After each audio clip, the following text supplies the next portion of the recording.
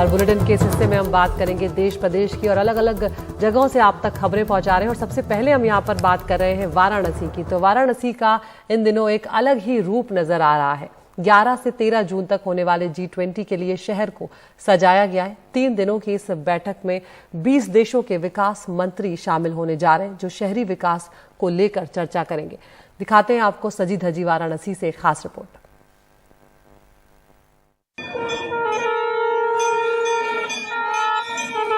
बनारस आने वालों का स्वागत करने के लिए तैयार यह नमो घाट G20 के आने वाले मेहमानों के स्वागत के लिए भी रोशनी से सज धज कर तैयार है।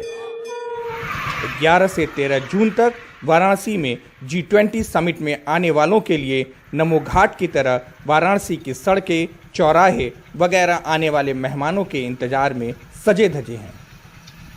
जो हमारे मुख्य G20 के मार्ग हैं, जैसे ताज से एयरपोर्ट तक, ताज से सारनाथ तक, ताज से TFC और ताज से नमो घाट, इन सब का कार्य कंप्लीट हो चुका है। साथ ही इन सभी पर जो बाउंड्री वॉल थी, वहाँ पर चित्रकारी का कार्य भी वीडियो द्वारा कराया गया है। साथ ही वीडियो द्वारा चौका घाट से नमो घाट तक जो भी स्ट्रीट लाइट्स के पैचेस बचे हुए थे, वहाँ पर नई स्ट्रीट लाइट्स भी लगाई गई हैं और TFC एरिया का भी जीर्णोद्धार इसमें किया गया है। G20 देशों के विकास मंत्री रविवार से 3 दिन तक काशी में शहरी विकास पर मंथन करेंगे। डेलीगेट्स को सारनाथ और गंगा आरती भी दिखाई जाएगी। मेहमानों को विभिन्न सांस्कृतिक कार्यक्रमों के जरिए भारतीय संस्कृति से भी परिचित कराया जाएगा। जो मुख्य कार्यक्रम है वो TFC में होगा।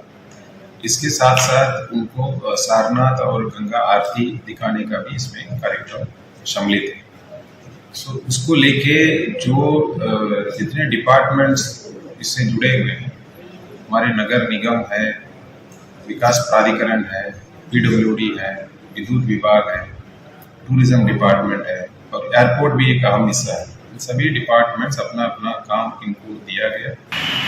11 जून की शाम को विदेशी मेहमान वाराणसी आएंगे तो उन्हें शहर में बिजली की बेहतरीन सजावट के दीदार होंगे,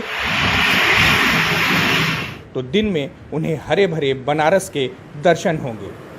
इसके लिए रूट की हर सड़क, फ्लाईओवर को एक अलग ही रंग देने की कोशिश की गई है। G20 डेलीगेट्स के मंथन से शहरी विकास और अर्थव्यवस्था को क्या नया आयाम मिलेगा, यह तो आने वाला वक्त बताएगा। लेकिन बनारस इन मेहमानों की जिस तरह से मेज़बानी कर रहा है, वह उन्हें बरसों तक याद रहेगा। वाराणसी से पुरुषोत्तम के साथ हिमांशु शर्मा, NDTV इंडिया। और अब मणिपुर की बात करते हैं, जहां पर सरकार की लाख कोशिशों के बाद भी रह रहकर हिंसा वहां पर भड़क रही है। शुक्रवार की हिंसा में 3 लोगों की जान चली गई। ऐसे में बीजेपी ने राज्य में अब शांति बहाली के लिए नॉर्थ ईस्ट के अपने सबसे बड़े नेता हिमंत बिस्वा शर्मा को आगे किया है।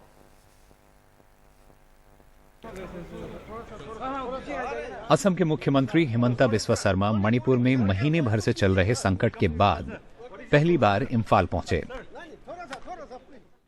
शर्मा बीजेपी के नेतृत्व वाले पूर्वोत्तर के NDA सहयोगियों के मंच नॉर्थ ईस्ट डेमोक्रेटिक अलायंस या NEDA के संयोजक हैं। उनकी मणिपुर के मुख्यमंत्री बीरेन सिंह, उनके मंत्रियों, इम्फाल घाटी के पार्टी विधायकों, मैतेई समुदाय और नागा पीपल्स फ्रंट जैसे सहयोगियों से मुलाकात हुई। Actually, I should have come little earlier itself. Whatever I have learned during the day or whatever discussion I have during the day, I will report the same to Honorable Union Home Minister. I could not meet any Kuki leaders today, but I think as and when need arise, we can contact them. And we urge him to appeal, हमने उनसे appeal की थी कि वो शांति के लिए दोनों पक्षों की ओर से काम करें, क्योंकि वो पूर्वोत्तर के एक प्रभावी मुख्यमंत्री हैं। So he must also have some role to play. And we also shared our views. हमने उनके सामने अपनी राय रखी है और आश्वासन दिया है कि हम हर संगठन तक उनकी बात पहुंचाएंगे। Trying to reach out to all the organizations, all the people. Kuki समुदाय के प्रमुख मांगों में से एक अलग प्रशासन और मणिपुर के मुख्यमंत्री का हटाया जाना शामिल है। मणिपुर में 10 कुकी विधायकों में से 7 बीजेपी से हैं, लेकिन पार्टी के स्थानीय नेतृत्व का कहना है कि मुख्यमंत्री के हटाए जाने पर चर्चा नहीं हुई।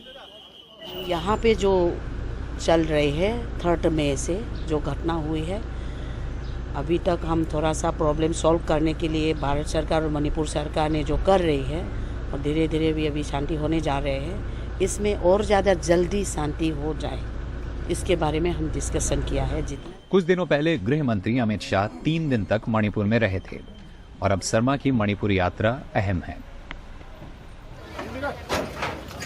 हिंसा की घटनाएं थम नहीं रही हैं।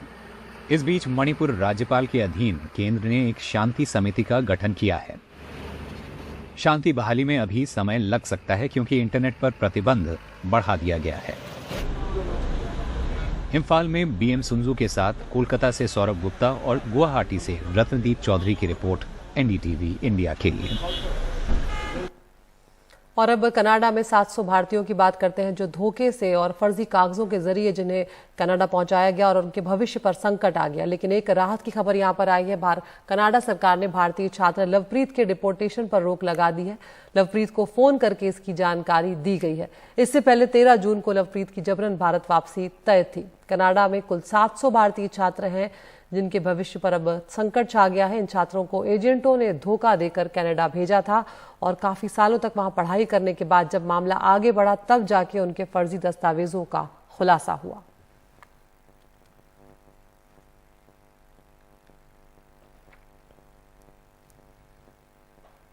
अरब सागर में आ रहा चक्रवाती तूफान बिपरजॉय अगले कुछ घंटों में और तीव्र हो सकता है। तूफान बिपरजॉय गुजरात के तट के पास से गुजरेगा और इस दौरान बहुत तेज हवाएं चल सकती हैं। सौराष्ट्र कच्छ तट के लिए भी चेतावनी जारी की गई है। तूफान का असर महाराष्ट्र और गोवा के तटीय इलाकों में भी होगा। कर्नाटक, गोवा और महाराष्ट्र में तेज हवाओं के साथ बारिश का अलर्ट जारी किया गया है। गुजरात, केरल, कर्नाटक और लक्षद्वीप में मछुआरों को समंदर में जाने से मना किया गया है। वहीं गुजरात के वलसाड में बीच को भी 14 जून तक बंद कर दिया गया है।